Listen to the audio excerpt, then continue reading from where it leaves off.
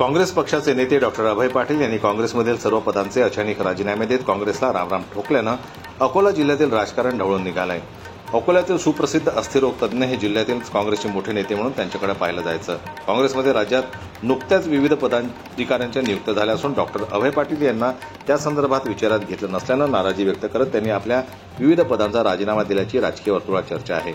पार पडलेल्या लोकसभा निवडणुकीत काँग्रेसच्या वतीनं डॉक्टर अभय पाटील हे मैदानात उतरले होते। त्यावेळी मतदारांनी त्यांना मोठ्या प्रमाणात मतदान करून दुसऱ्या पसंतीची मते दिली। दरम्यान आज अचानक डॉक्टर अभय पाटील यांनी आपल्या सर्व पदाचा राजीनामा दिला आहे।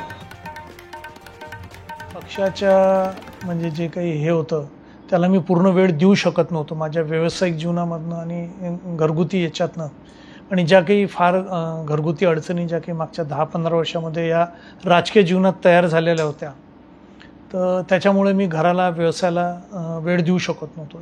अर्थकारणाचं दुसरं काही माझ्याकडे साधन नव्हतं प्रॅक्टिस सोडली तर, आणि प्रॅक्टिस आणि राजकारण दोन्ही सांभाळणं थोडं कठीण जात होतं आणि त्या माध्यमातून मी पक्षाला न्याय देऊ शकत नव्हतो। म्हणून विनाकारण एखाद्या पदावर बसणं किंवा पक्षामध्ये हे करणं, त्याच्यापेक्षा मी विचार केला की राजीनामा द्यावा व येणारी पिढी जी आहे ती जागा भरून काढेल आणि नवीन पिढीला संधी द्यावी, तेच याच्या मागचा हेतू होतं, बाकी दुसरं काही नाही आहे। राजकारणातील पुढची वाटचाल कशी असेल?